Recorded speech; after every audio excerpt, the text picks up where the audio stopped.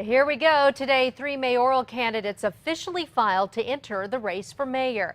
It's when things usually start to heat up leading up to the October 8th election. Here's News 13's Matt Grubbs. Mayor Richard Berry is seeking re-election, and challenging him, former city staffer Pete Donnelly and former APD Sergeant Paul Hay.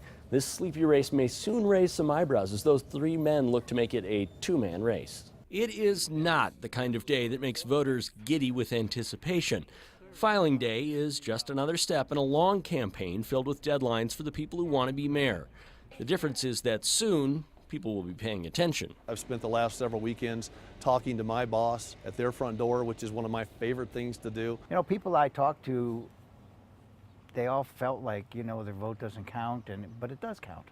And I'd like to see a huge turnout. But chances are, says UNM political science professor Tim Krebs, this is going to be a low turnout election. In general, low turnout contests are going to probably work to the advantage of the incumbent, work to the advantage of more conservative candidates. A lot of that has to do with voters assuming a result is a foregone conclusion.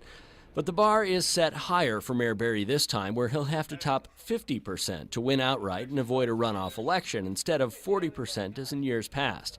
Challengers like Pete Donnelly will be hammering away at the mayor's record with TV and radio ads and flyers in the mail. Businesses aren't going to come to Albuquerque as long as we have the perception of being a very violent city. Their hope is that they can narrow the field, pique voter interest, and drive voters to the polls. He hopes that that runoff is forced so that the election can perhaps turn on voter registration, which in the city of Albuquerque favors Democratic candidates. City Hall elections are nonpartisan, but as Krebs points out, if there's a tie race, you can bet the parties will make it clear who's who on the ballot. Well, all of this will be here before you know it. Absentee ballots go out the day after Labor Day. Just a couple weeks after that, early voting begins, and in-person voting on Election Day is October 8th.